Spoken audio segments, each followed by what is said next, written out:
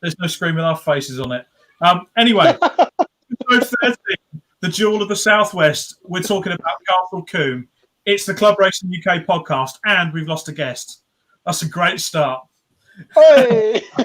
Chris Pearson has dropped out. We will try and get him back on. Oh, hang on. It's Ian. It's Ian. That's the only other time I've been disappointed to see Ian. He's back! Chris is back. There we go. Just as it was going live, it just went, "You are offline." It's like, no, I'm not. Please don't be. And with that start to the show, ladies and gentlemen, it is once again the Club Racing UK podcast with your hosts. I'm Robert Lewis. The gentlemen certainly not above me; they're down below me today. It is Nick Holmes and Stefan Marsh of Club Racing UK. How are we doing, gents? Very well, thanks, Rob. We also have Ian Waterhouse joining us for snippets, if he's still there. His screen looks a bit frozen. And for this week, I'm very excited about this. We have 3 absolutely awesome guests. We have the commentary legend, that is Chris Dawes of Castle Combe TV, many circuits around the country.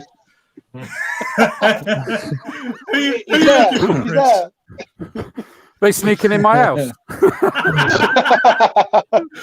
Chris Dawes joins us this afternoon. We also have of Slip&GripAutomotive, Ross Parker. How are we doing, Ross? Yeah, all good, buddy. Cheers. Fantastic. And we have Chris Pearson. Now, I'm told that your company name needs a certain pronunciation. So if you could just enlighten us, Chris. Sepia Photo. Sepia There we Photo. go. Oh, that's okay. I thought it was something like C3PO, Nick, but you know. Nick nailed it the other week. You really didn't. Oh, right, okay. You definitely didn't. Okay, fair enough. It's something close to that. Already, Shine Automotive have commented, "Good evening to everyone at Shine Automotive. We will see you at the Brands Hatch Indy 500, all being well." Yes. Our current profile picture winners, I should point out as well. Yes, very good, very well won. But funnily enough, mega reception as well, by the way. Say it again, Stefan. You are. Shine's profile picture has had a mega reception on all of our social channels. It's been a mega hit. Oh yeah, massively. I did see that. It was a massive hit as well, to be fair.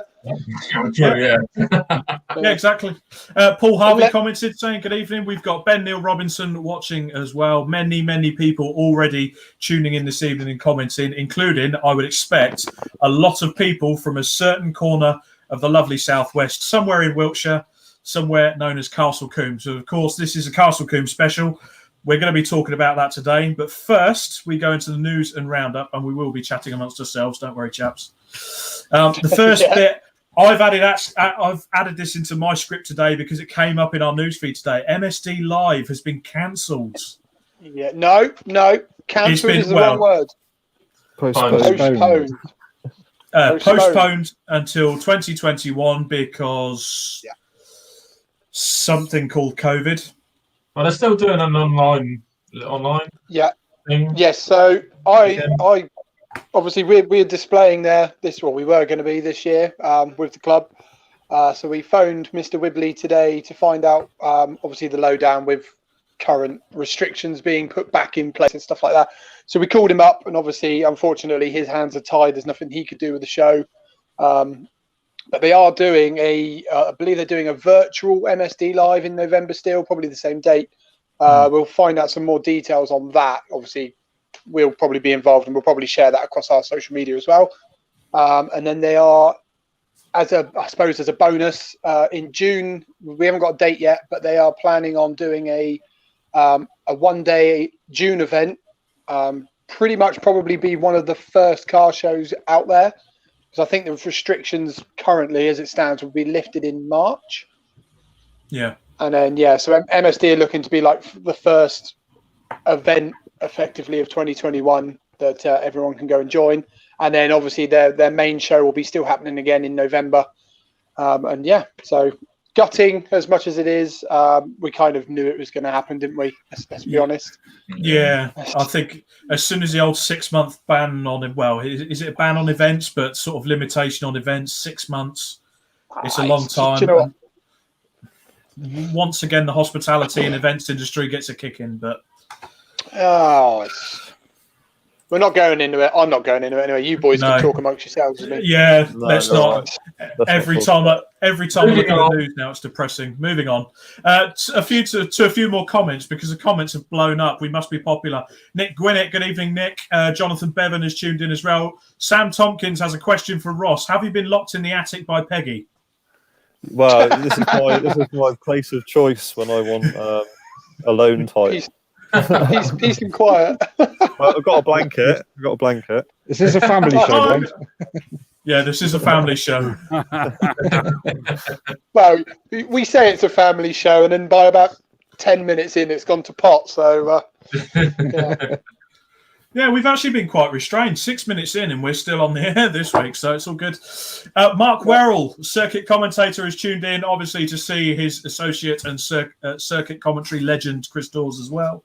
He says, see you guys at the Indy 500 as well from the commentary box, and he's on track again. Yes, awesome. Vicky Pratt, Stuart Atkinson, all tuning in. Darren Duffield tuning in as well. Fantastic response already. Gerald Howell says, dilly, Dawesy to explain.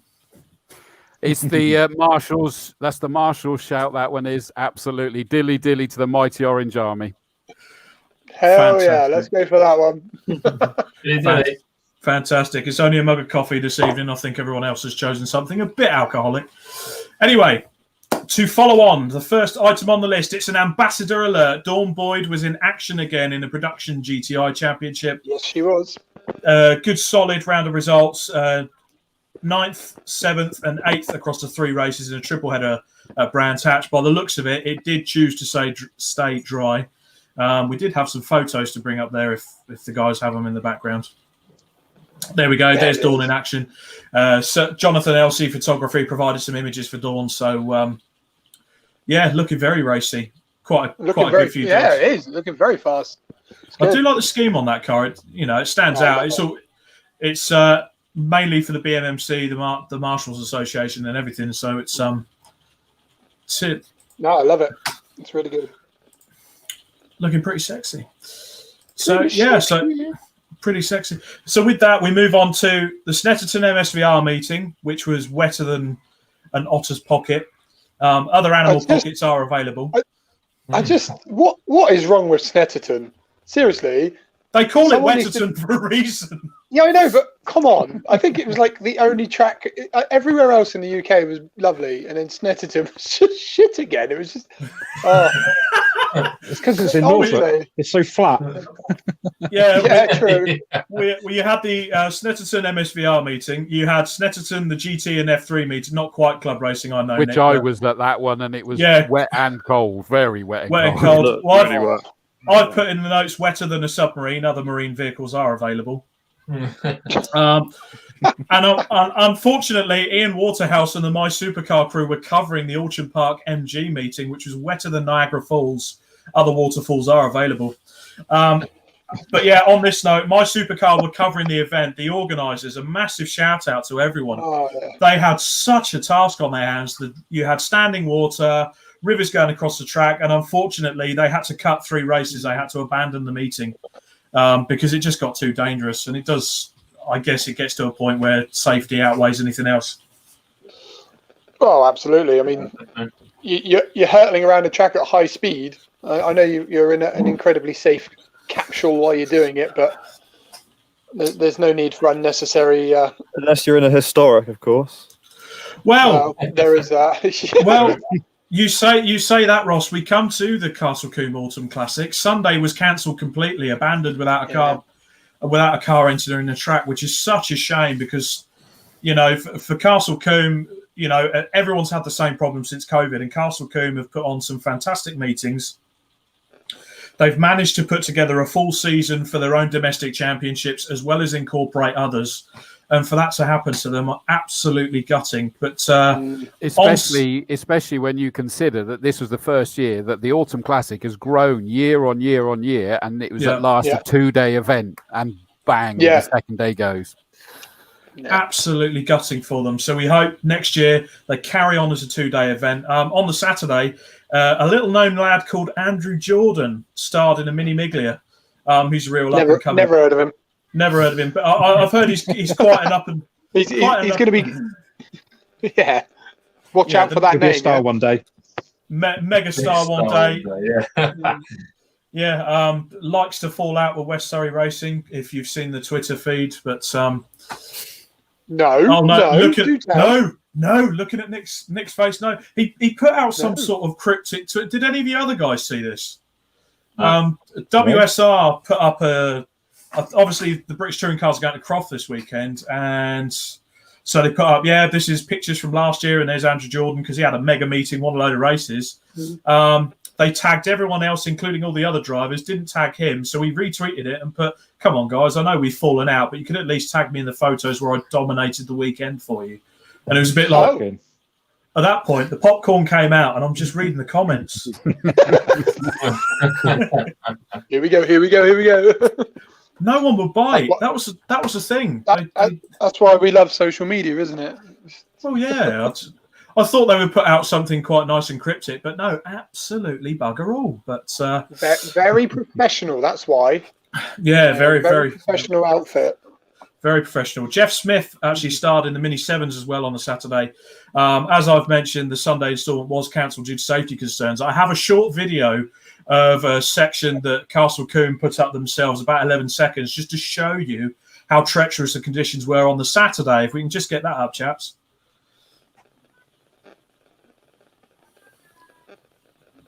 Somewhere. Oh, yeah. That looks really wet. Rod VD.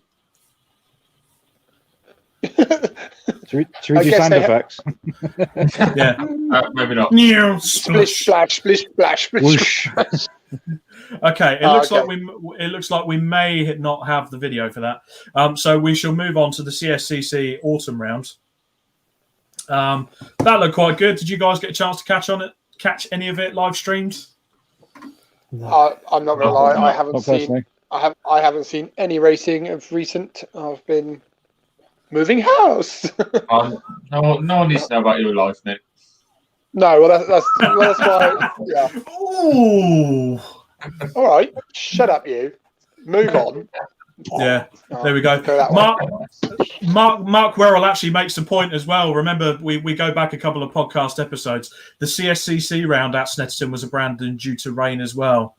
That's what I mean. And that was madness. You couldn't even see Wilson. It was disappeared. Yeah. Did you find the submarine? I love the fact people's equipment was self-loading itself into the back of trucks because it was just floating away. Yeah, I did hear that. To be fair, when I was at Snetterton for the 116 trophy, bloody glorious. It was bloody glorious. Sunburn, Nick. We did nearly get sunburn. Let's not rub it into the people that are missing out on racing. Oh, yeah, sorry. Because of rain. Yeah. Mid-September. Paul Harvey, can we find out if Matt Part is actually Dirty Matt after his shocking tactics in our sim series over the winter, rivaled only by Dirty Alex Neville? This is a private joke, I will put that. But Matt Parr races in the Combe Spoons. He was racing with us in a sim series we were doing. So, but he was known as Dirty Matt Parr for some reason. He's pretty did you know that he was doing it with the controller, not a steering wheel? Yeah, I was racing I was racing in that with a steering wheel. So that shows how good I am. But didn't it put in perspective how good he was, though? It's unbelievable. Yeah, no, it doesn't count as cheating using a pad. It's a lot harder. I did a sim race with him at Brands Hatch. I was sweating my nuts off trying to catch him, and I couldn't. And there's me a proper steering wheel trying, giving it big guns, trying to he sat there with crap on. He sat there with a controller eating a packet of Pringles.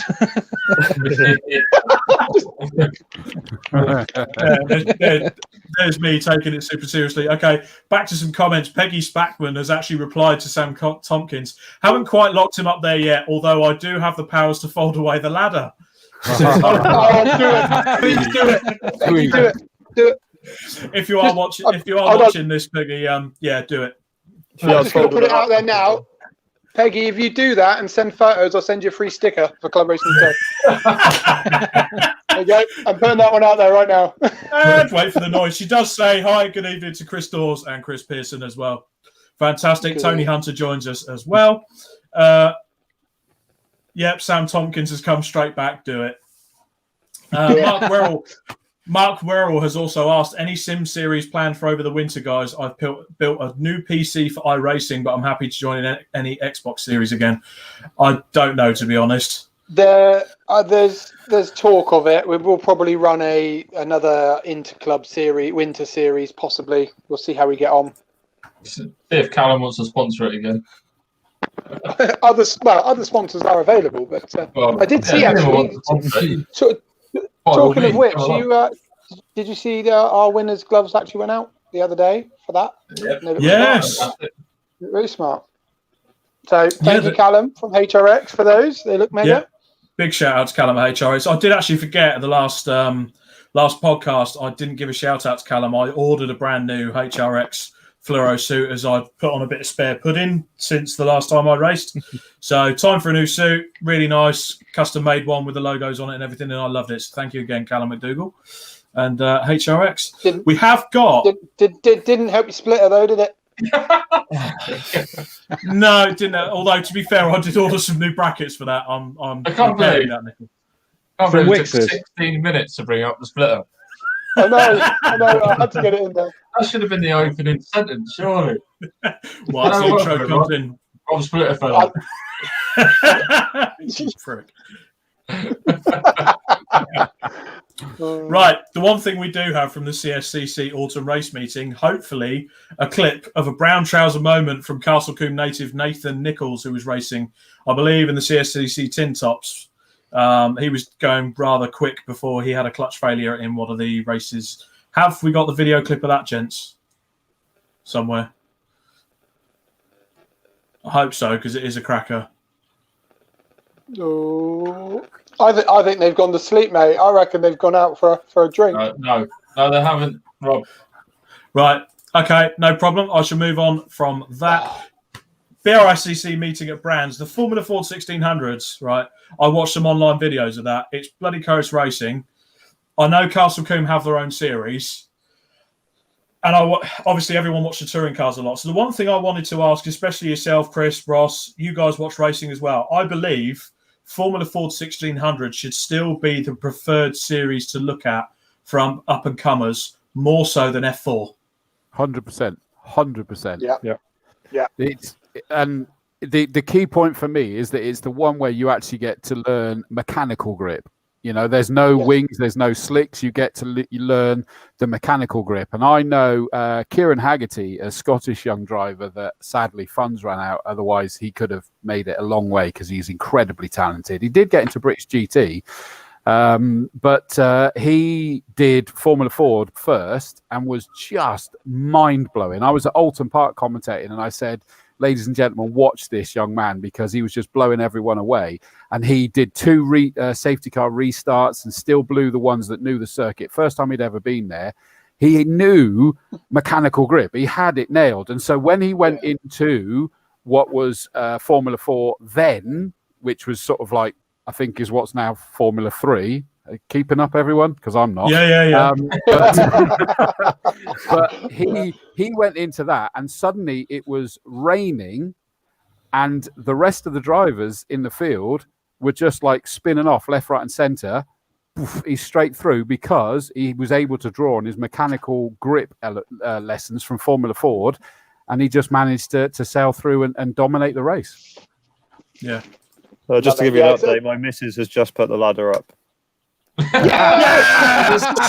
What up, Peggy? Free sticker coming your way.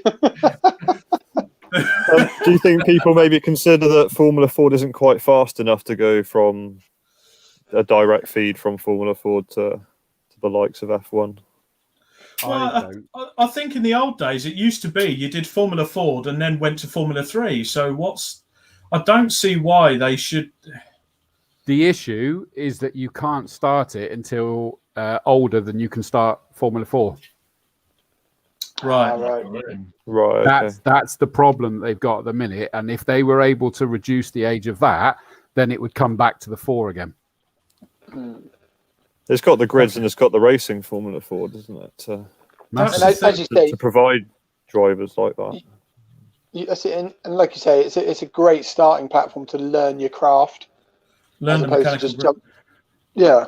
Plus, there's still, I mentioned this in the previous podcast, I believe there's still a worldwide competition because Niall Murray went and did it, did he not? Correct me if I'm wrong on this, gents.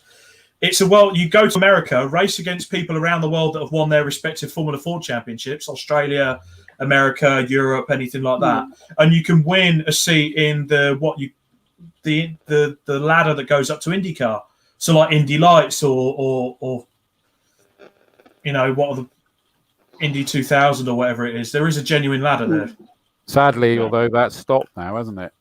Have they stopped it? The Road to Indy thing, because it was Mazda, wasn't it, that were the big promoters of that. And they don't do it at the minute. I mean, I'm hoping it'll come back again because that was a big, big deal. Absolutely. Ollie White, that was obviously one of our local drivers to start with and then went national, is like just some serious natural talent. And he went over there twice. And certainly the first time he came a very close runner-up. So, he was in with a chance. Yeah, and again as well, obviously, Nick, I'm a big lover of the V8s. And back in the days when you have the likes of Garth Tander, Marcus Ambrose, Mark Scaife, and the like, they learnt about mechanical grip doing stuff like Formula Ford. Okay, Mark Scaife didn't. He had a bit more of an apprenticeship. But a lot of the guys, the big names, and even James Courtney. They've all been through it. James Courtney was Jaguar's test driver, went from Formula Ford. Callum Lockie, I think. Was he Formula Ford? Or am I thinking? No, Callum Cloud. There's tons of names that have been through the ranks there, isn't there? So. Yeah, but just watching that the other day, and I just thought this is better than Formula 4. I think the more interesting drivers are the guys that don't go through the usual path of motorsport, starting in karting and then to Formula Ford, blah, blah, blah. There's people out there that have gone straight from driving on the road pretty much or straight from track days to being front of the grid. Yeah. Dan Brown at Castle Combe this year was a good example of that in hot hatches. Phenomenal. He'd gone straight from track days with us and with Castle Combe, and then gone out and won his races. So I'm not, that's not top of the top, but it's no, but it is. But that's assuming they've got the talent from the get-go. What I love about Formula Ford is it teaches them, it gives them those skills because they have to learn it pretty damn quickly out there in those tight Formula Ford races. Exactly. Right, back to some comments there. Sorry, guys, it's absolutely gone mental out there on the pages tonight. Jonathan Bevan, don't miss a shout-out for Rob Burley, who got in an old BMW E36 and drove its socks off to win in the CMMC race at Brands Hatch. Yep, very correct there, John Bevan. That was a good result for Rod, who wasn't out in his usual Escort WRC Cosworth. Mark Werrell, he's been very busy tonight. I think he's getting quite into the conversation, so thank you, Mark. Formula Ford 1600 was and still is so much like karting, pure feel and mechanical grip. The ladder is even too confused even now. Money to compete in single-seaters at the top level is crazy money. That's why the market is struggling. Drivers realise GT racing will provide a better career. Yep. Yeah, again, look at Tom. Better career, or is it easier to get into? No, look at Tom Onslow Cole. Look at Tom Onslow Cole, right? He left British touring cars where he barely made a penny, was still driving around in the Rover 75 or whatever. He's, I did read an article from a major UK newspaper. He's making a good couple of $100,000 a season from driving GTs. There's more professional racing drivers in GT racing, and it can be as simple as the fact that each GT car has at least 2 drivers. Quite often, one of those, of course, is a rich gentleman driver as well that might fund it. So, or it's a team and you're good enough to get paid to be there. And so it is the big place to be. And of course, it's one of those ones that, interestingly, everybody was going, you're saturating it. You're saturating it. It doesn't seem to have, does it? We've got plenty. That's the big club level sort of GT thing, isn't it? That, I work for a couple of teams and you always have that gentleman driver who sort of pays for the car and the maintenance on the vehicle, and then you have a faster driver who trains the gentleman driver, and then they go out and they race together. And it's always quite obvious on the obviously deals. When they're out there racing, you can tell the difference between who's in the seat. And again, Mark Werrell's come back. For me, Ross Gunn is a perfect example of someone who's understood the career path. Lots of karting, a season in the BRDC Formula 4, then GT, GT4 champion, and now he's in what they would call an AM works driver. There we go. So I suppose that's a better way of getting into it. So moving on from the news roundup there and the comments, we move on to today's topic, of course, having you three here. Castle Combe. Beautiful circuit, celebrating its 70th year this year. Oh, hey. So there we go. So 70th year, bloody hell. Yep, I think only it's wearing better than some of us are. We're only in our 30s, 40s, 50s. It's devastating though, because of course it was going to be a big celebration year. The awards I was going to be hosting was in Filton in the in the shadows of Concord in just an incredible setting that wasn't just awards. We were going to have all sorts of dignitaries and everything. Even that's had to be cancelled. The big race meet events, they've been watered down. It's my heart bleeds for everybody at the circuit for this, and I'm hoping, as weird as it may be in normal circumstances, is that it does get done next year, but I have no idea yet. You have to do a 70+1. I mean, everybody knows why it's delayed, so surely it would still hold water, wouldn't it? Yeah, definitely. Definitely would. It needs to happen. I mean, it's as per my notes here, it's one of the longest established circuits in the UK. I think Silverstone's the only circuit that's older, so it's one of your old school airfield circuits. Until 1999, the circuit still had its original layout, which was around the perimeter of the old airbase, same as Silverstone, Thruxton alike. You've had the likes of Sterling Moss go there and win, Mike Hawthorne, Colin Chapman, Roy Salvadori, John Surtees, Ayrton Senna, Nigel Mansell, David Coulthard. You look at stuff like this, and I was looking on, you have a browse on YouTube and you look at some certain videos on there, and I actually found this gem from the archives. You're going to like this, Ross, and Nick's going to like it too. Please, can we play this bit of? It is a YouTube video, and we've played those before. Have we got the two Ferraris up front? We're just riding on board here with Ben Collins. Now he's starting just behind the Ferraris and working those tyres hard, Rob. Working both the tyres and the brakes hard, trying to get some heat in there before the start. Oh, he almost runs in the back of the Ferrari ahead of him there. That would have been embarrassing. We've had a couple of cars off on the green flag lap yesterday, including the Mosler of Phil Keane and the Jones Brothers Porsche. Let's hope they all get round it safely this time. I think they're all settled now. We're ready for the start. The number 35 car on the inside, driven by Andrew Cocotti. Tim Mullen on the outside, Ben Collins behind. That was a slow start for the Mosler there. Didn't get away very well. That's got lost in the pack there, I would say, as they went through the first corner. British GT at Castle Combe? How awesome is that? Yeah, that's brilliant. I actually watched that the other night. They've got the entire 2005 season on YouTube. But anyway, I digress, because Ross, I saw what you put as one of your posts. So just explain to us what you used to do when you were younger at Combe to go and watch the likes of British GT. I guess I've been going to Combe. Well, not as long as Chris Dawes, but when I was younger, I used to cycle 13 miles each way just to go and watch on my own. Take my dad's old school camera with the film. Back in the day, you used to get film. You have to take it to the chemist and have it. Remember that? And used to just watch the racing on my own. And back in those days, we used to have the F3s and GTs. But some neighbours got a bit funny about the noise, and we don't have them anymore. But just having I'm not big into supercars on the road, but for race cars on a small track like that, those in the Tuscan Challenge cars were something else to behold. Around Castle Combe, especially on the old layout. The old layout was crazy fast. Some awesome battles. And I did work for Roll Centre, who used to run one of the Moslers. That was where I did some of my first work experience was at Combe with those guys, and standing on the pit wall and listening to those cars go past is really something else. You've been addicted ever since, isn't it? Yeah, absolutely. Yeah. And it's cool to, like I was saying to Chris, the other day, it's cool to be able to have been a spectator at a circuit like that from a youngster, and then get more involved with the circuit as you get older. And you sort of become a part of it, and you're so passionate about that particular track and motorsport in general. Fantastic. So to Chris Dawes now, your earliest memories of Castle Combe, what sort of got you there? Well, I grew up a place called Yate, just the other side of Castle Combe Circuit, which is probably about 20-minute drive away. And my dad took me there when I was 5 years old, and sadly I'm 43 now, so it was a long time ago, as Ross decided to point out. Cheers, mate.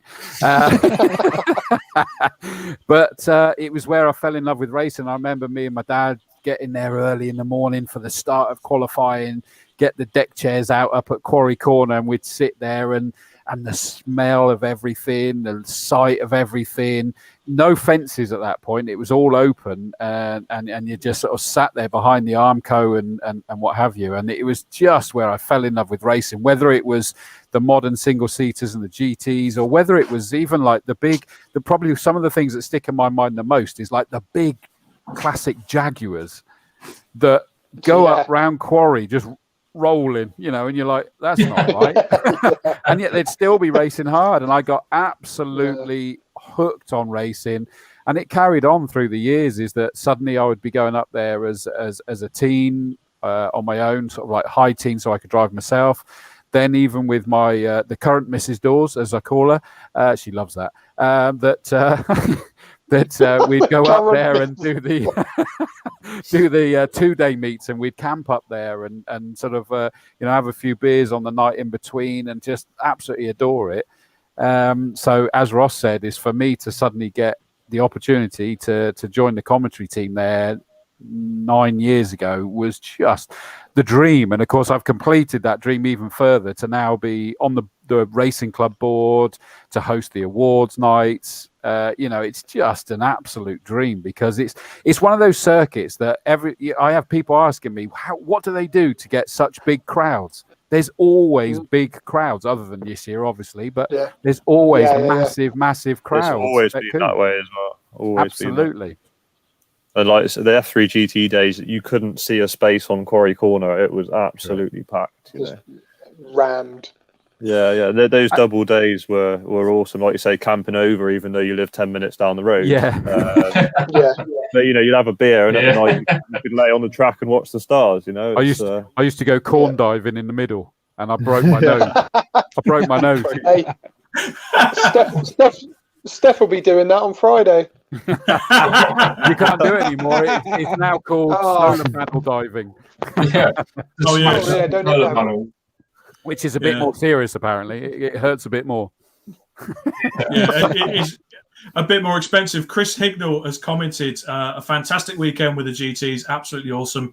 A young whippersnapper, Dawsey. I've been going there since the late 70s, he comments. You are. Love it. I weren't Jamie Moore, born to the 70s, so that's fine. Jamie Moore comments, evening lads, good evening Jamie, hopefully see you guys down at the Brands Hatch Indy 500. Mark Rock, I do apologise, he didn't graduate to become an AM driver, he meant Aston Martin works driver. Okay, fair enough, I will clear that up. Chris Pearson, so give us your earliest memories of Combe. What brought you to Castle Combe? Well, for me it was while I was serving in the RAF Lynham, about 20 minutes, half hour away. Trying to think when that was. It must have been sort of mid 2000, probably 2003, 2002, something like that. And I just saw a flyer for Castle Combe, and I was like, "Oh, that looks like quite fun." Because I did a bit of kart racing and had a pop at Rallycross once, and I thought I'd go down and see what it is all about. And it was only really a couple of events that I went to in that time frame, and then I got posted away somewhere else, and different priorities took on. But then it was about 2.5 years ago. One of the guys that was driving in the hot hatch challenge, Chris Carter, he put out a post on Facebook saying about he was after sponsors and all this kind of stuff to try and help him get into his racing as a guy with cerebral palsy. And I read his backstory and stuff, and I was like, right. I sent him a message, and I was like, right, I've got no money, but I can take photos for you. That could help promote your cause. And so it was sort of late 2018. I think it was the last race of 2018. I went back there again, took some photos for Chris, and that was it. Completely hooked again. So I haven't been to every race meeting since. Yeah. Fantastic. Awesome. Fantastic to hear. And I believe he's still going. Has he been out this year at all, Chris Carter? No, not this year, no. Okay, I'm sure he will be back, though. Definitely. Right. With that, gents, we move on to... Just hold on. Go on, Nick, yeah. Hold on. I don't know if I'm jumping in here because I don't have to script it. There's one question I have, though, for all you Castle Combe guys, is why does Combe accumulate so many fans as opposed to all the other circuits? Why? I think it's the home series. Why does that happen? Because we've said in previous shows, haven't we, about the fact that Castle Combe, the audience and the people you get in through the door. It's the local. I think circuit, it's access as well. Yeah. Okay.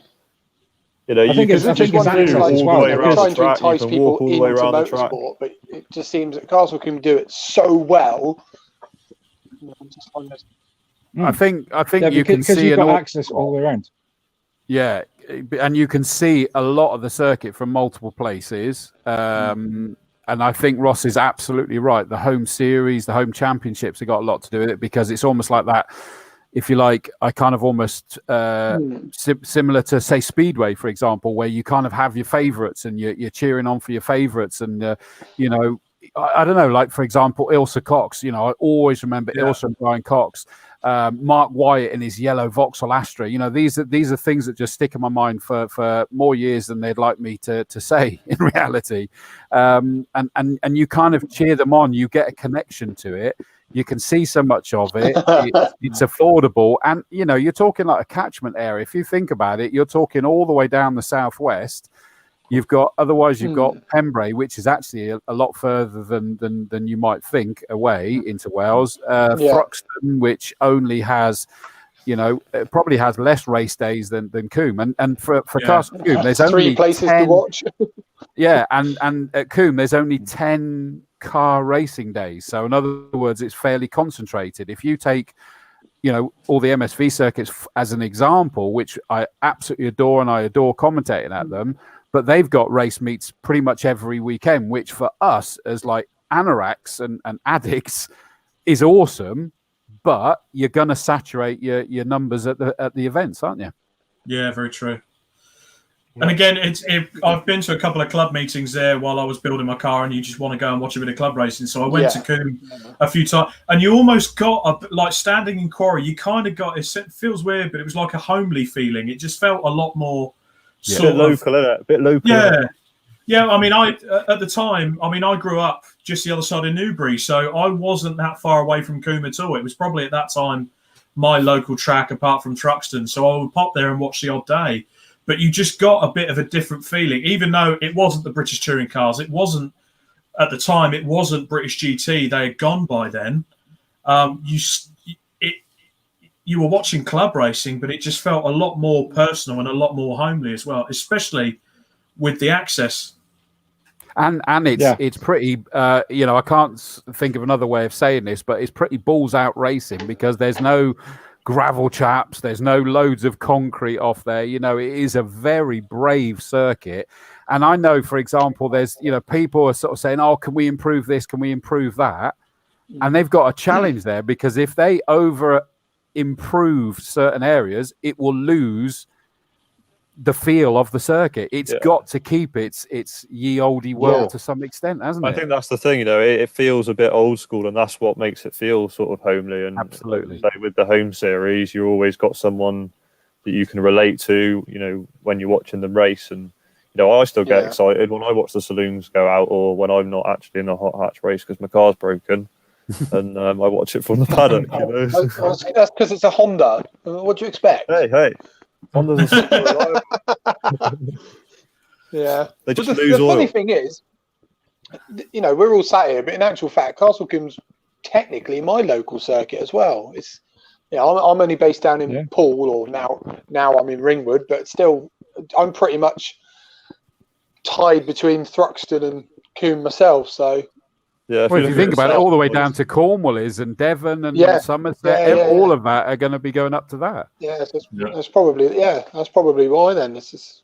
Yeah, I mean, even if you draw across to even Reading, Oxford, they're not far away. So it's kind of a big catchment area for an old school. It's also not that expensive to go and spectate for the day, Correct. Yeah, and I think that there is. It's spot on, and be able to access the paddock as well, and look around all these cars that And to be honest, I think that was definitely one of the things that drew me there quite a lot, was the fact that you could go into the paddock and you could chat to the drivers and you could see the mechanicking going on, and it was just really sort of good access. And to be honest, it's also having that going on, just going on for what Chris was saying there, you're more likely to then get what I would say more homegrown drivers, because they'll think, I want a bit of that. And I know for a fact, if you go into the Combe shop next to Merlin Motorsport, the first thing you will see is a big thing of, right, how can you get involved? Plain as day. So people can access that so easily and go, oh, bloody hell, it doesn't actually take that much for me to get involved. It's not that difficult, yeah. Yeah, well, and add to it Ross's series, the Hot Hatch series. That is a key thing about taking these people that are going and doing, the track days and the action days, and suddenly go, well, actually, I'd like to race. By default, it's by design. Sorry, it's not a championship, so that they can sort of dip in and dip out and have a go, and hence we're getting the big grids, including this year. That was the one that was the big grid still. Yeah. And it's suddenly, and where do they go from that is that they can go whichever way they want. So, it attracts even more. And suddenly you've got that relatability from those that have been on the track and are now up on the spectator banks, and vice versa. Yeah, exactly. So we've more or less moved on to sort of a general discussion about the homegrown championships, about Castle Combe. I've got another video for you guys. Nick will like this. It's from back in the day, Motors TV. It's an old school clip of the live Motors TV Club Race Day. If we can just play that, gents, hopefully. Neil Cunningham started from 6th place in the Embassy Porsche. Wrong clip.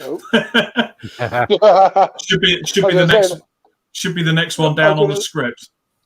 I was going to say that was a Ferrari. That's not very overly club racing. No. Unless, of course, you've got lots of money, which is absolutely fine. But well, to be fair, Sugar Daddy. Or Sugar Daddy. Just seeing who's in the background, gents. Do we have a script? Do we have on the script? It should be another link for the Motors TV Live Club Race Day. Bear with me. Well, while we're waiting, I think even Chris has gone to look for it. As somebody, I've not raced at Combe at all, but I can 100%, 1,000% say that if the funds were available, I would definitely be racing at Combe, without question. Fantastic. Right, unfortunately, I've just had the information relayed to me that the last clip is not available, but I did find, if you do go... So there you go, everybody. If anyone has spare funds, if anyone has some spare funds... There we go. I'll take some pictures for you. Exactly. But the clip, if you do go onto YouTube, you go onto the Castle Combe webpage, there is a clip there. we can post these videos. We will post these clips in the chat afterwards. But this one in particular, it's a Motors TV Live Club Race Day, which did get quite popular with Castle Combe, and it was a fantastic race that I believe Adam Preble won in an old Rover Tomcat. I've probably sent you it before, Nick, in recent conversations we've had. The Prebles are always super quick in those Tomcats. They run in the saloons for years, and they're super quick in anything, to be fair. Well, yeah, that's right. Well, from that, it was a little bit sort of further ahead. I will ask one question, Gary Preble. Just how special is he to Castle Combe? Wow. I think that the whole Preble family is sort of again a part of that big family, and they I think his dad was racing there, wasn't he, in the GTs years and years ago. So yeah, the people like that and families like that are always racing, like the Coxes as well. Ilsa and Brian Cox. They're super important to the way that Castle Combe is as a circuit. Fantastic. So the 3 championships you sort of have at Castle Combe, so you have the Saloons, the GT Championship, Formula Ford 1600, and then of course you have the Hot Hatch sort of as a standalone series. So no official championship. But the one thing I've noticed in the past few years, the Hot Hatch has just exploded. So to you guys, Ross, you race in the series. What makes you think has attracted people to the Hot Hatch in particular? I think it's sort of the perfect jump from track days to racing. Most guys, when you go out and you do track days, then you're in a Clio or you're in a Civic or you're in, a 306 or a 106. So to be able to chuck a fire extinguisher in it and then go racing effectively is the way forward. You guys were talking on the last episode with Ben Rushworth about budget racing and about the C1s and the 116 trophy, etc. You can build a car to go racing in the Castle Combe Hot Hatches for like $6 to $8 grand, ready to race with your overalls and everything, and you've only got to go to one circuit. If you're based in the southwest, like you guys have said, this it's really your local circuit, then it's nice and easy to go to the one place every time. And the racing is mega. It doesn't matter where you are on that grid. You've always got someone to race, and it's not necessarily people in your class either. I'm usually racing with 3 or 4 different cars in 3 or 4 different classes, and it becomes then a race for overall position rather than class position. There's always the issue that you've got with every club racing. It is budget. If you're willing to put 20 grand into your car, then the chances are you're going to be quite high up that grid. But if you can build an average car like me and be an average driver, then you're going to be mid-grid. But then to be fair with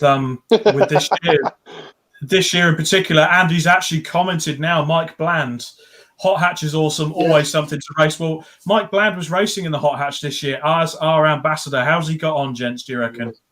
Yeah, he's been doing pretty well, if I remember rightly. And this is the thing, he hasn't put a huge amount of money into his car, but he spent a lot of time just getting seat time there on track days and testing. And I think that 306 looks mega. Yeah, it does in like Kermit green. Yeah, it's a gorgeous car. It just reminds me of the production class. It's the old production touring. Exactly. Anything from that era just reminds me of that. Well, I'll take off the rose tinted glasses now. But obviously, so the Hot Hatch have just had mega grids, obviously, and you have your usual suspects at the front: Gary Preble, Adam Preble with his Astra, Josh Harvey in his EG Civic, a chap called Ross Parker in a pretty sick-looking EF Civic. Not sure that you guys would know him. Quite a nice chap, I'm told. There's pesky Peugeots as well. There's a lot of quick Peugeots in that. He's stuck in his loft. Currently stuck. To be fair, I do draw attention to a comment earlier from Peggy Spackman. Photo evidence has been sent to the Club Racing UK page. Good. To be fair, it was confirmed by Ross live on air, Peggy. So Nick will sort out a sticker to yourself. Love it. Darren Duffield also comments: Hot Hatch racing at Combe is so competitive and bloody fast as well. I think that's what makes it so exciting, the fact that Combe is such a fast circuit. And I've got to point out, Darren, is that Darren's another one that's been a revelation in the Hot Hatches as well, in his Mini, and he's just been improving, and actually taken on Stephen Jensen, who we knows that circuit inside out. Formula Ford stalwart for many years. He's out there in the Mini, and what is also an incredible car, what they've done with that car, him and his dad Erling, who of course Erling Jensen has got massive history at the circuit as well. And Darren Duffield has got closer, and is just, really, really impressed me a lot this year, Darren, to be fair. That Cooper S class is quite tight, isn't it? There's always a good number of entries for the Class E Cooper S's. Darren, he's a hard driver to deal with. I have heard that. I have heard he's hard, but that the Minis was a new class, wasn't it? And that was a good class to add to it. Yeah, I think, and considering their forced induction compared to everyone else's naturally aspirated, they've been really competitive with the other classes, which is great. I've got Sam Strong messaging as well saying, have I got a cocktail shaker in the background? No, I haven't. I've just got the gin here, mate. If it's in the background, it's not close enough, mate.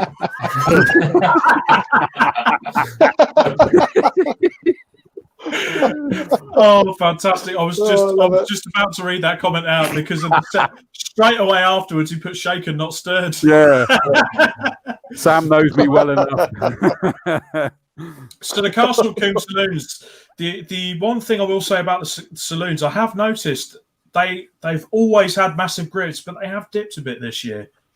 In reality, I don't think it's a great surprise this year because those things are obscenely quick. They are just phenomenal.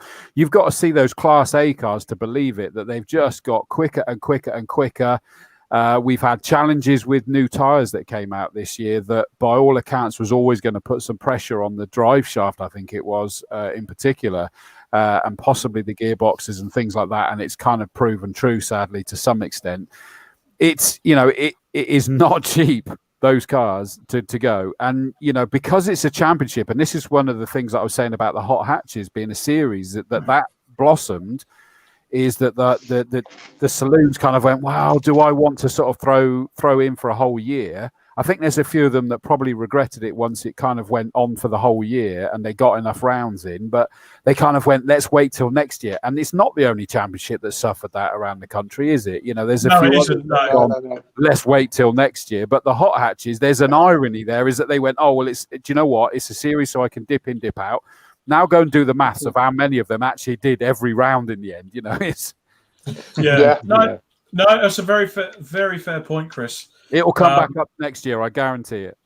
And with those Class A cars as well, we used to say years ago you couldn't run big power through front wheel drive, but then you go to Castle Combe and you watch these boys in their Leons and even the Tomcats back in the day, and you talk. I don't know what they were. There was talk of like 500 brake, at the time, and when you see the onboard, that old school onboard from Motors TV and the likes, and the old Dialinks Quattros and stuff when they still had the full wheel drives in there. If you can find that on YouTube, it's insane to watch. They're literally bumper to bumper for 10 laps. It's awesome. I will be having a sleuth later, I think, to have a look at that. That sounds good. But yeah, some of the GT machines absolutely mad. But what changed with the tyres? Have they just changed the rules to allow the more stickier tyres in, or because I know Hot Hatch were running all of the stickier semi-slicks, and saloons were forced to run on AD08R, and of course we don't have AD08R anymore. Of course. And the RS was reported to be not as good, so I think all the guys in saloons were like, hang on, all the little Hot Hatches are running, stickier tyres than us. Let us have a go, really. Right, okay, so that's a change for this year. But I can imagine next year when everyone sort of has their ducks in a line financially. Chris, that's empty. Oh, no. It doesn't matter. Mrs. Dawes needs to sort you out. How much you shake that, mate. I think that's empty. And there we go. At 10:50, it's taken 53 minutes for Chris Dawes to finish the gin. You'd have to top it up with water. That's what I used to do to my dads back in the day. Fantastic. So the Combe GT, it's one of the grids I sort of looked at. So varied, it's unreal. You've got anything from TCR cars to. Sorry, Chris, I know you went away to get the all important more gin. Sorry, mate. Sorry, buddy. It's all right, mate. Consummate professional. I was just saying that Castle Combe GT has got to me the most varied GT championship I've ever seen, with the likes of TCRs, Silhouettes, Westfields, Intermarks, like you wouldn't believe. Yeah, it's crazy, isn't it? It is. It's amazing. I mean, that's been around for years as well, you know, and it's had its tough years. It really has. Where and I know I can think of some years where I've commentated on it, and it took a lot of effort to sort of create the excitement in it, because there would be few and they'd be massively spread out. But over the last 2 years, it's come back again, and Joe Lukovic and the crew at Combe, you know, hats off to them, Steve Weston and that, to sort of like manipulate the technical entry element to it to sort of make sure that it worked, and it would come up. And honestly, some of the cars, you know, to suddenly have a Noble in there, an Audi R8, the Lucky Care has been bringing McLaren. Last year, this year, the new Ferrari 488, you know, it's just some incredible balmy stuff. And they're so quick.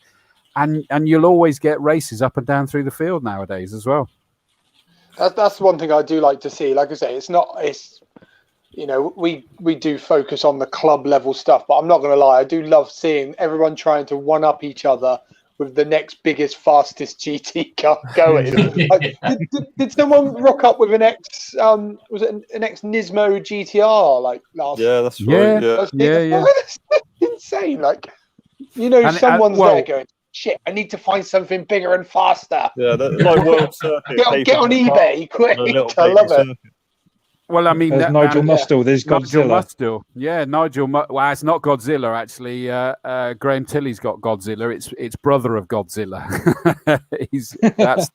Because there's two of them, and one of them's in GT Cup. But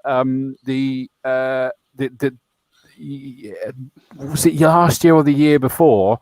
Is that Nigel Mustel rocked up with that Volvo thing? Did you see that? Yeah, that mid-engine. Oh yeah. That was Is mega. that, yeah. Is that Do you remember what time that did round Combe? It was low, wasn't it? It was like a 101 or 102. And who was racing it? Dan. Oh, I got a mental block on his name now. That was actually driving it for Nigel, and he was convinced that in the right conditions he would go sub 1 minute. We haven't seen a sub 1 minute since the chicanes, have we? No. And he was convinced he was going to get it, but sadly Nigel sold it, and I don't know where it is now. It's gone, but that thing was just obscene. Central driving position and everything. It was just incredible. Was that like the ex? There we go. Call out to the new owner. Bring it to Combe and get a sub minute time. Absolutely. Let's do it. Bring it to Combe, or just if you own a Formula One team, say. If there's any Formula One teams in the UK, like 7 of them, maybe bring a couple to Combe, try it out. No. Not Grosjean, though, because he crashes a lot. But, yeah. Well, he does. Yes, there we go. Elliot Harris, last year, he brought it. 1 minute one, and it is an ex-Swedish touring car. So it was one of those silhouette things that they had for a while before. They realised. 1 minute one. Yeah. Around Castle Combe. There you go. Like, Steph, your benchmark has been set. That's the target for Friday, is it? I love the fact that you've that's also the target for Friday, mate. You've got the the engineering fights going on within the GTs as well, where they're sort of like constantly working on things. Ollie Ball in the Vauxhall Tigra. You know, that team, Jeremy, keeps giving me the updates about what they're working on and that thing has got a good chance of getting down towards that Volvo's time. I think they're at 105s at the minute, and they're adamant that they can keep going lower and lower. And then you've got Alan Hamilton, Team Hamilton, in that Westfield Aero thing that is just getting quicker. They're just still ironing out the reliability issues, but that thing is just getting quicker and quicker.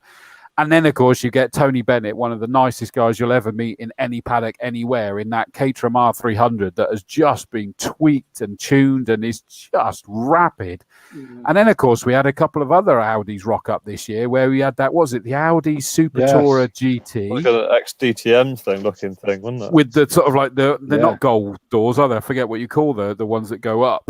Leaf doors or something like that. I can't remember. Oh, the old... Suicide doors, they call it. It was weird. Yeah. That profile. No, suicide doors open like and that. Up the roof, it just kind of. Oh, that's right. Yeah. But and then there was another Audi as well. Sasha Kakad rocked up with another Audi as well, like an S3 type. Was that the TCR that he has? It wasn't. I mean, yes, I know why you say that, but it wasn't. It Kind of was, looks like it. It was something like a Danish touring car or something like that originally, and it was just incredibly quick. And that Sasha Kakad had only ever done, I can't remember whether it was rallying or rallycross, and this was his first foray into circuit racing, and he was just brilliant, to be fair, as well. And that's what I love about the GTs. It's so varied that you don't know what the heck you're getting. You've got those. It's like going into a nightclub with a blindfold on. Yeah, and you've got the guys on big budgets, but you've got the guys who are keeping up with them on home developed cars as well. You know? Nightclub, what's that? Yeah.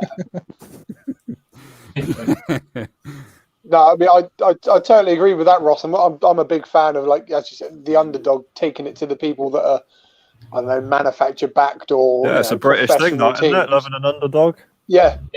Well, that's it. Yeah, absolutely that. Was how Lotus started, Colin Chapman. And just that it reminded to me is that the one that drove that Volvo, Nigel Mustall's car, is great. Craig Dolby. Okay. Very rapid car. Driver, sorry.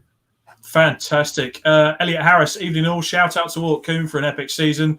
And Dawsey, get on the gin. He's got it. He's had it and got it. He's finished it. He is on it. Dawsey's finished it. Sam Strong, Gullwing. Is that what you're on about? No, because that's the one that goes like that, isn't it? But it actually goes like that. It goes up like that. They're just Lambo. They're Lambo doors, aren't they? I used to find them on all, like, yeah, all the old Max Power Renault 5s used to run them, didn't they? Yeah. That Alpha's rear door tried to copy the same mechanics of that on one of your track days. There you go, that's a new one. Lewis from Tack and Tires. That's a quick car. Bring back Lambo supposed to be doing hot hatches in that soon, so it'd be good to see that racing properly. Fantastic. Once he's tied the doors back on. 180 horsepower and 750 kilos, so should be all right. There we go. Jason Stevens, Ross, does Peggy know you're hiding in the loft with your train set? Well, it's actually a Scare Electrics, but I'm a bit cooler than train set. Fair enough. I thought I spent a lot of time at loft because a lot of people know about it. Yeah, man, this is my man cave. It's my man cave. That's what it says. Anthony Cooper says scissor doors. Scissor doors. There we go. So that's where we're at. Nick, scissors. That's where we're at. The scissor doors. No, that's the ones. No, let's just call it scissor doors and move on, for Christ's sake. That's going to bug me. And finally, the Formula Ford 1600. Again, I mean, I said it earlier on, Formula Ford 1600, a breeding ground for amazing drivers. Mechanical grip, home circuit. And to be honest, with a circuit like Castle Combe, I would think the racing is just as close as the national guys, and a lot of the Castle Combe drivers can take it to the national guys and beat them fair and square. Yeah, don't doubt it. Discuss. I mean, Chris, from commentating on the Formula Ford 1600s, what would you sort of say? Is it? The easiest thing for me to say is I have a phrase that as a commentator, we just get to read the story that is written in front of us by the drivers out on the circuit. And when the writing is as good as the likes of the Formula Ford, it makes our life easy. It just happens in front of us, and I have to stop myself from exploding from the excitement. It's as simple as that. It is just mental. And equally is that, we've had times when sometimes the field numbers might dip for varying reasons, but another phrase I have is it only takes two cars to race. And again, the Formula Ford sum it up is that sometimes we can suddenly have half a dozen that will break away at the front and then numerous other gaps further down. But even when it's been in its sort of like, dip down years, is that it might only be a couple of people at the front, but they are just battling backwards and forwards. It's bike racing on four wheels. Yeah. Fantastic. And again, maybe it might be a bit weird to say for what many people would think is a local series, but the front-running drivers in a Castle Combe Formula Ford 1600 grid, you would see them battling it out with the top drivers in GP3, GP2, maybe even Formula 1 someday, because it's that kind of stepping stone. Or it it highlights talent, doesn't it? It's a perfect breeding ground for, I don't know, even people playing spotting. field, isn't it? Yeah. You're all roughly with the same equipment, and it's down to how you learn the car and drive it. Yeah, the driver side of it. Understanding the as you spoke about before, isn't it? It's understanding the mechanical grip of the car and what the car can do, as well as how you drive it, rather than having all the big aids. Yeah, exactly. Definitely don't want don't ever go on to get big aids. No. Do not I thought that one may find it up there. It's all right. Steph, it's all right, mate. It's 9:05. We've gone past the threshold. It's all good. Hey! There we go. The one thing, Castle Combe Racing Club did post that they were pleased to announce the Castle Combe Racing Club Marshal of the Year for 2020 was Roger Lovelock. Yes. And the new Marshal of the Year for 2020 was Sarah Weston. Worthy winners indeed. Thank you to all our loyal friends in Orange. We couldn't do it without you. Exactly. Marshals. Any kind of racing. Yes. It's down to you guys. Fantastic. Yes. With that, gents, we digress from Castle Combe Racing Club. We actually go to Mr. Ross Parker. When I did first message you about this, you were a bit reticent about you didn't want us to talk about slip and grip that much, but with what you've done with it and what you're doing with the motorsport community, in particular around Castle Combe in the southwest, tell us a little bit about what got you to start up Slip and Grip, what you guys do, and any future plans. So I'm not overly bothered about talking about my business because we're obviously here to talk about racing. But I guess I started Slip&Grip Automotive, which is now effectively a group of bunch of members that are all track-based or race-based people. And we run track days and other events throughout each season. And it's got that sort of same community feel that Castle Combe has got. But I created the business because at my age, like when I was 17, 18, you guys will be able to relate to this probably as well. There was a lot of groups and youth car clubs around which were all about Asda car parks and McDonald's and all that sort of stuff. But because I live so close to Castle Combe, I started doing track days from like the age of 18. But I always used to go on my own, and I'd be there with a load of like old boys in kit cars. So the part of the reason for Slip and Grip was that I end up going to all of these events, but with a great community, effectively. Yeah.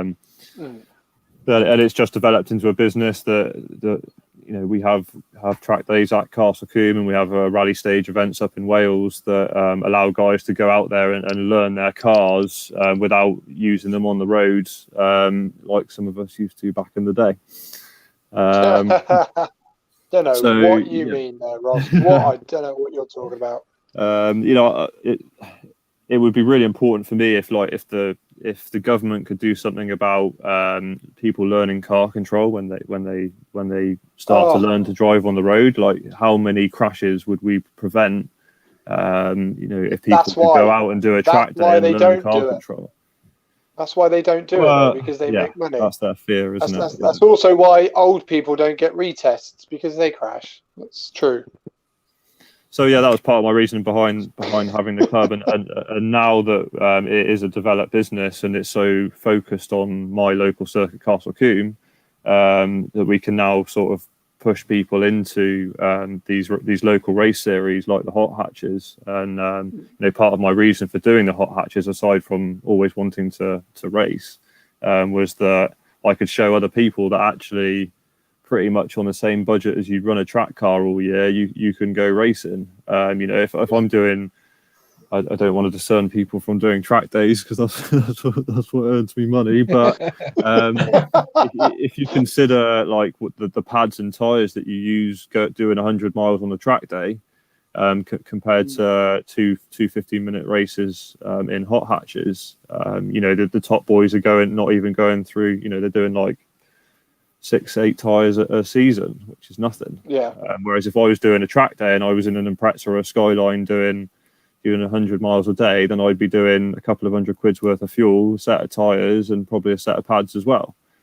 and in a Skyline or an Impreza or an M3 or something, and then that can mean an extra, an extra 800 quid on your track day sort of thing.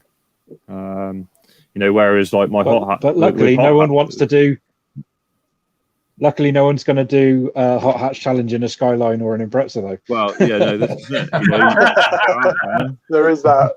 You can go out there in a Civic. I did my first races last year with just a B16 EK that we used to use for rentals for track days, with some eBay coilovers and some decent pads and stock brakes, and I was mid grid, So as long as you put the practice and the time in and do those track days to get that seat type in, then you'll do well on a reasonable budget.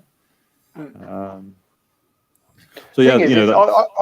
find it's quite a common misconception. I hear that a lot from track day people, like, I only do track days because I can't afford to go racing. But then, like you say, if you actually tot up the costs, you'll probably find you're spending more in a year doing track days. We argue the toss that the track time you get, but. We have guys on our track days that have developed cars to a crazy spec, and they spend huge amounts of money. And I wish I had taken that leap into racing much earlier. And I've been doing track days for 12 years, and only last year I started racing. As soon as you get on that grid and you're going out to Avon Rise with 38 other cars, it's a whole different ball game. It's mega. We just went up a class pretty much straight away as soon as I did those 2 races into Class B, and we've been seeing top 10s, which is awesome. The other things we do with Slip and Grip is we get group of guys together and we do a lot of Euro trips as well. So we go out to Spa and Nürburgring because I know that area quite well. And we've done like ice driving in Norway. We had a 2.8 E30 and just put it on the back of a trailer and went across Europe and did 2 days on the ice lakes. And it's experiences like this that you have that we can create with groups of people that all think the same thing, and that's the reason they all get along. And this is the same really for the racing community, isn't it? When you're in a paddock on race day, then you can go and talk to all of these people and that's it. You're not all aliens or all strangers, are you? You're all there for the same thing. And you can't beat that vibe, can you? No. Yeah. So I came from that background of sort of working for race teams, and I worked for people like Pro Drive in their carbon factory, and it's a really hard industry to get into if you're not already a motorsport family, or your family runs a business in the industry. You just have to push hard and send out emails to get work experience with teams, and you won't get paid. It'll be free work experience, but that's one thing we push for a lot, because we get asked a lot of the time, like, I want to go racing, how do I get involved? And yes, as you say, it's not the easiest thing if you're not familiar with it, but you just got to get out there, muck in, find your local teams and things like that, and just these days there are plenty of college courses and university courses that you don't. I was terrible at school, and I still managed to go to motorsport college at Castle Combe and get a diploma out of it. So if I can do it, then anyone can do it. Love it. But I got bored of having to traipse around circuits all the time, having to come from England over to Spa to race, support Lotuses or Aston Martins for a weekend it became an absolute ball ache compared to what you get paid.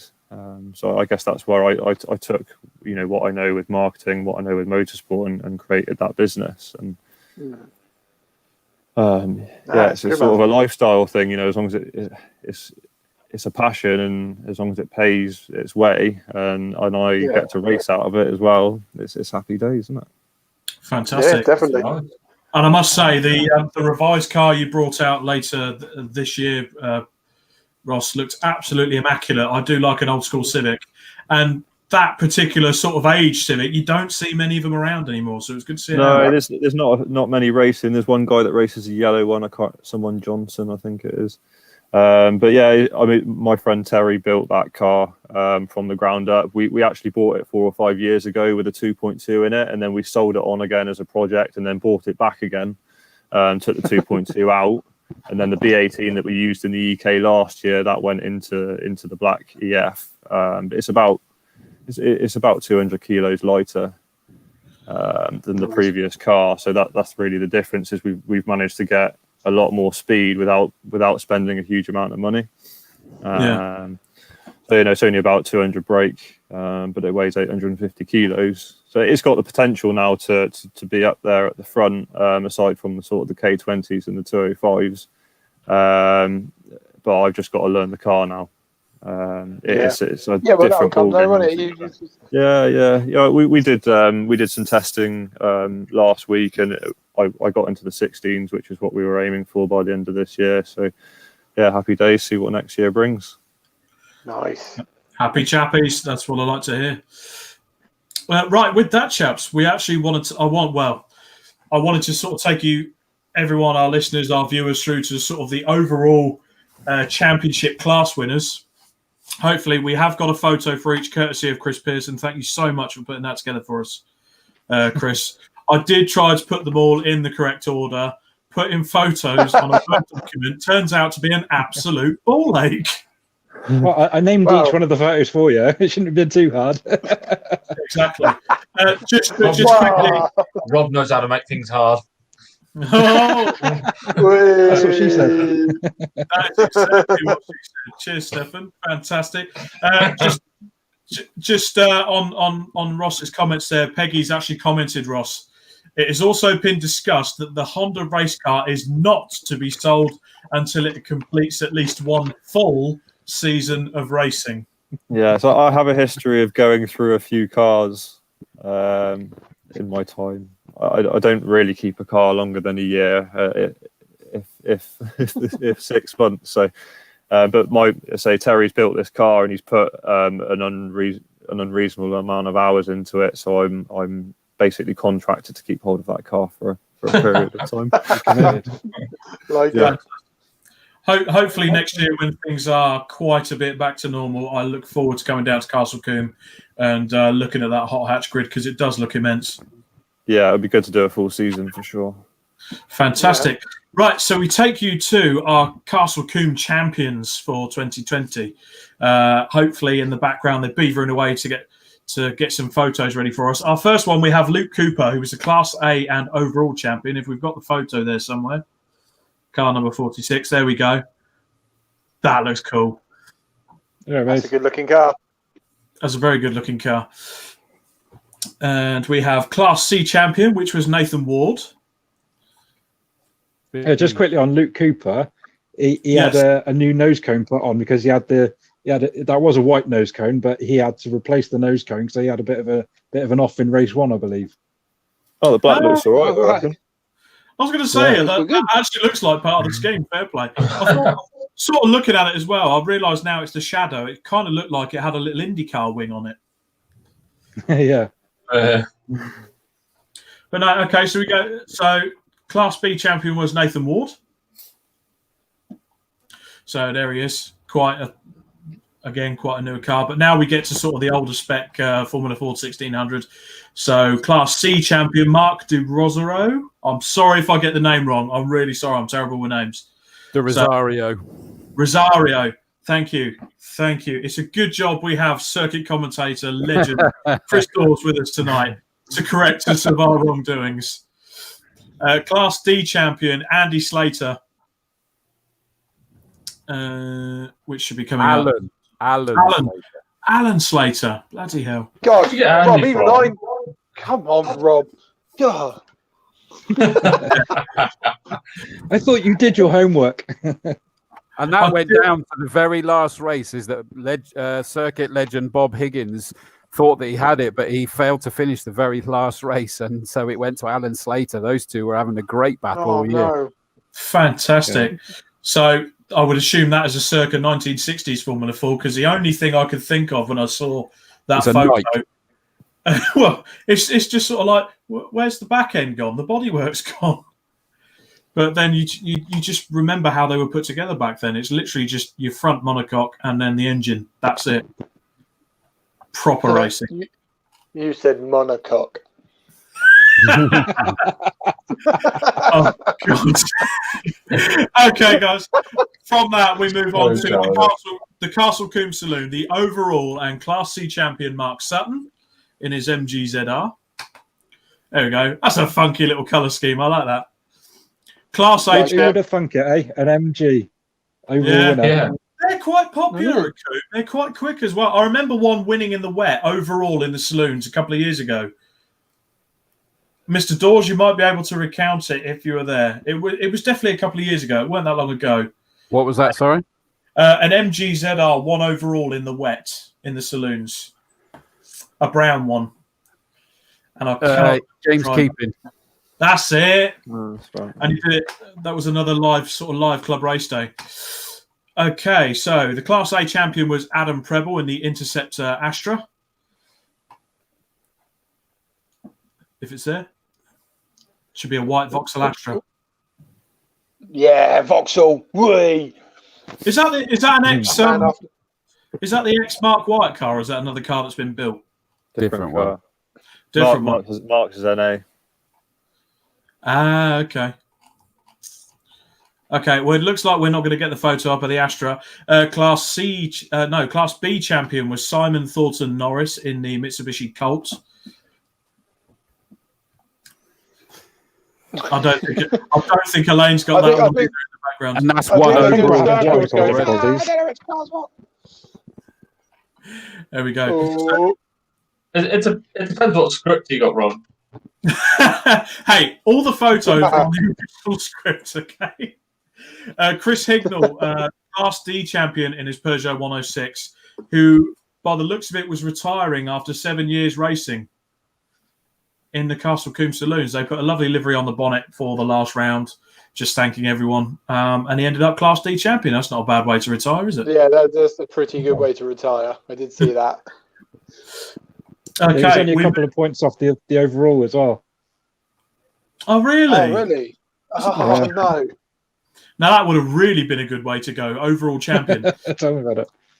So, with that, we move on to the Castle Combe GT winners. We have Tony Bennett, who was the Class B and overall Castle Combe GT champion in his Westfield.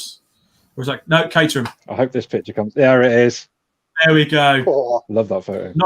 Not to be confused with the classic singer Tony Bennett. This is a different one. He's a racing driver. Do you know what? Whoever took these photos, he must be really good.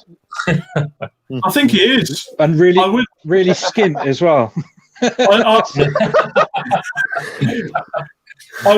I would say who took them, but I can't pronounce the company name. So, you should be able to by now, Rob. Photos taken by Chris Pearson. Class A champion was Oliver Bull, which, looking at that, was the Tigra. Yeah, the silhouette. The silhouette. Okay, we don't have the photo of that one by the looks of it. Satchel Kakad was Class C champion. That does look like a TCR car. That is Look like a TCR car. See, yes, Nick, it does look Nick, TCR car. Stefan's got a script. Jamie Sturgis was Class D champion. And in Alex, two different cars he had out, and that was because he had the Golf and the Seat, both sort of. I think they are TCR cars, aren't they? But if anyone else can confirm, They look like TCR cars. Yeah, as far as I'm aware, they're TCR. Yeah. Well, yeah, I was corrected on a previous podcast that apparently the Seat is not a TCR car; it's a Euro Cup, but it looks just like a TCR. That's right, yeah. Same, innit? Same difference. With different shocks on them or something. Alex Baldwin. Yeah. Alex Baldwin, Class E champion, not to be confused with Hollywood star Alec Baldwin in his Honda Civic. He was Class E champion in the Castle Combe GT Championship. We go to the hot hatch sort of winners and notables. Bear with me, my Word document's gone a bit awry. And okay, you're gonna have to correct me on this again, guys. Sean Govard. Govard, first most winningest driver in his 106. Look at that, that looks well cool. Mega car, that mega looking car, so fast as well. There is some rapid 106s in that shit. Yeah, crazy fast. That's the thing about hot hatch and saloons. Like, you've got the massive, like, big banger turbos at the front, but you've also got the likes of Matt Parr, who's bloody quick in his 106. He hasn't been out this year. I'm sure he'll be back. Nathan Nichols in his Saxo. Will De Claudio, I think, has he still got his 106? So he's supporting Govard at the moment, which is that last racing on the side. Yeah. He's talking about maybe coming out a couple of times next year. Fantastic, because they're just rapid cars. It must be someone in the water around Combe. Yeah, maybe there's something French in the water. Yeah, maybe. Jordan Kerno. Jordan Kerno, who I'm ably told by Chris Pearson, so he won both the races on the finals day. Yeah, race 1 and 2. Yeah. Fantastic. Do we have the image for that? I don't know if we do. I don't think they have many after that. So we have Jordan Kerno, who won both races in the finals day in his Honda Civic Type R. Stephen Jensen, the second most winningest driver in his Mini R53. That would be who you guys were referring to earlier in the mini class. Yep, the Zebra Mini. The Zebra Mini. I did wonder. It almost looks like those cars that you see driving out and about when they're sort of pre-production. Yeah. The camouflage. The camouflage is not supposed to be camouflage. Yeah, I'm hiding the look of the car. No, you're not. And Tony Cooper as well, looking at the stats, is the third most winningest driver in his Peugeot 106. So well done to those drivers this year. Well done to everyone involved with the Castle Combe Racing Club. Truly proper club level racing, brought to the masses, friendly, great circuit, great atmosphere, great people. I'm sure a few of us will be back there next year and bringing you some amazing content. Yeah, Chris. Absolutely. And Stefan will probably. I'm tempted to bring me Vectra along for a race. What do you reckon? Vectra going saloons. Yeah, I'll do it. Well, next year. Oh, Solid. Maybe. I need to get it finished. I don't know. I may see Hot Hatch did tempt me with the Focus, but I need to learn to bloody drive it first. So I may be interested in a couple of your track days coming up, Mr. Parker. And fix a splitter.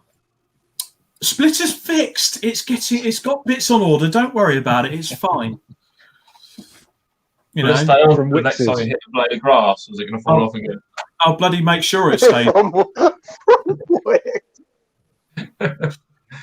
Yeah, it's not the splitter that's the problem about staying on. It's you staying on the track, you dinlo. Yeah, pretty much. That's pretty much nailed it. The splitter, it's not here or there. The splitter would have stayed on the car if I'd have stayed on the bloody track. Right, before we go to the competition. Is it splitter or shovel? It's a massive shovel. It turned from splitter to a spade in seconds. It was fantastic. Just back to the last few comments we've seen coming through.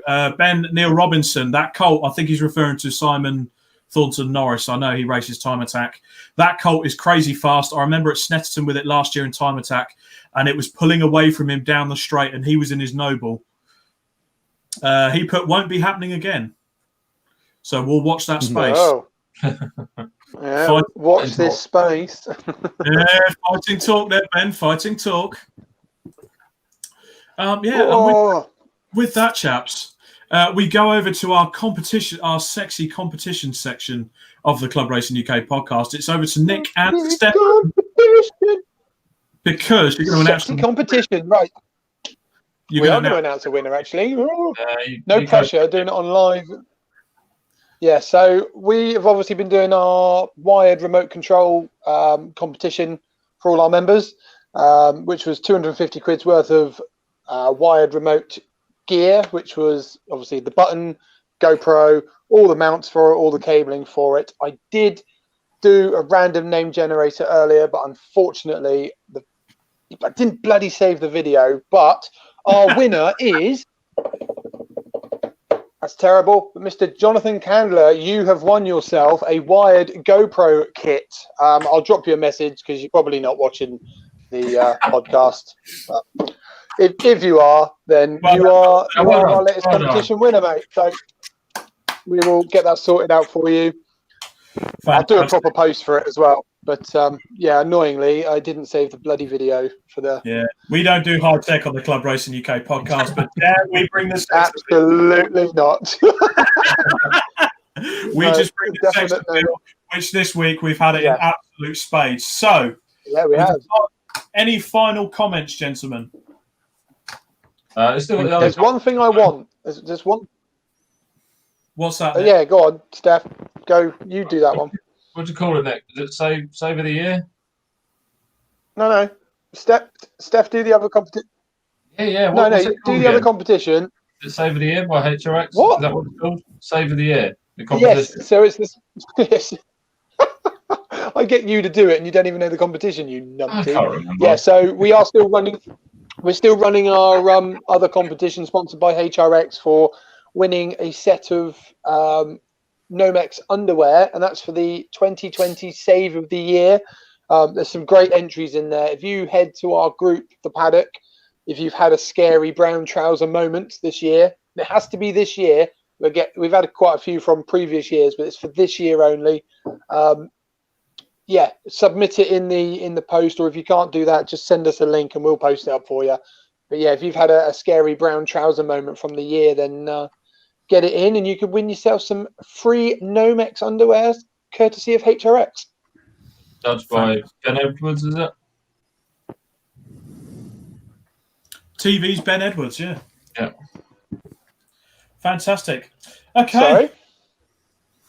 Okay, that's just gone straight over Nick's head. Coach, it's judged by TV's Ben Edwards. I didn't. Yeah. Oh yeah, sorry. Yes, sorry. Ben Edwards will be. Yeah, we haven't quite done professional. No, it glitched out. My internet glitched. Sure it did. Oh, okay. My internet glitched. I didn't hear what you said. You're not on Sky, are you? Not on Sky Broadband at all, are you? Hey, I'm on my data, and I now live in the middle of nowhere. So. You need another bolt on soon. Yeah, he's going to need another bolt on. Okay, then. Not yet.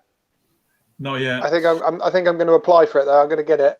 Hopefully, yeah. So hopefully next podcast I will actually have internet in the house. Fantastic. Well, if you could get that hamster to spin a little bit faster on the wheel, we can get some internet. Before we round it up, there's one thing I do want. What's that? Yeah. Oh, go on, man. Am I all over the place? No. So there's one. Shut up. So obviously, Steph and the boys are going to Castle Combe this Friday to do a track day. Gents from Castle Combe, talk us through the perfect lap. What should he be doing, or what should the guys be doing on Friday? Take us through a perfect lap of Castle Combe. Pedal on the right, put it flat to the floor. No, I don't want to hear videos. I want it from you guys. It's entirely different depending on what car you're using, but the most important ones really are Avon Rise, getting Avon Rise right into tower so you don't end up in the tyre wall there. And then into tower corner as well, because there's about a metre of tyre wall, a metre of grass before the tyre wall, which isn't ideal.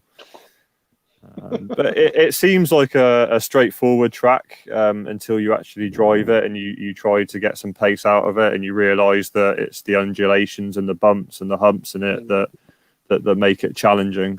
But yeah, you'll be all right. It'll be fine. It'll be fine. It's not too bad though, mate, because they've got the Rector cell barriers, which what are they made out of again, Dawesy? It's unicorn poo and the cream of a bourbon biscuit. Oh. That's right.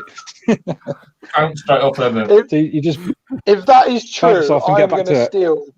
Yeah, I'm going to steal some of those Rector cell. Love it.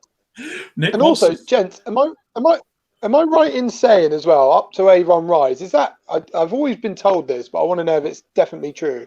Apparently, it's statistically the most insurance claimed corner in the UK. It's the most crashed. Is that true? Yeah, the figures that I've heard is that over 50% of all motor racing incidents in the country happen at Quarry Corner. Excellent. I don't know whether that's actually true or not, but having sat at Quarry Corner for many years, I'd say it's probably true. Yeah. Yeah. All I'm trying to do here, gents, is paint the perfect picture for Steph this weekend or this Friday. But also, so he can record his brown trouser moment. Yeah, exactly. Well, our mechanic, Justin White, who's been helping us since we've been doing the club racing side of things, and even when I was racing the Vectra, he's doing his first ever track day this Friday. So in a Honda S2000. So what could possibly go wrong? It's going to be entertaining. Just a quick observation. Yeah. It looks like Steph's got a really awesome mohawk. I know, right? I keep thinking that. I'll say that. Hell yes, man. Well, to be fair, this week I've been out bearded, to be fair, but we'll go with the. I've 100% been out bearded. Still got a very shiny head, though, Nick. Oh, I shaved it before I came on air. I was going to say, did you mean to sheen it?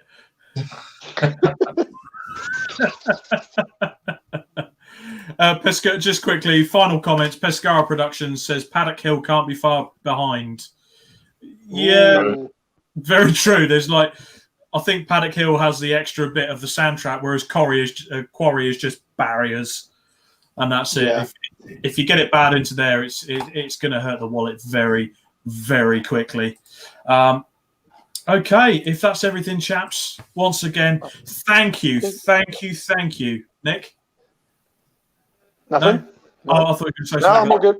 Thank you to our guests today. We have the legendary circuit commentator, Chris Dawes. We have Ross Parker of Slip and Grip Automotive. Chris Pearson of Sepia Photo. Yay! Go on, Rob.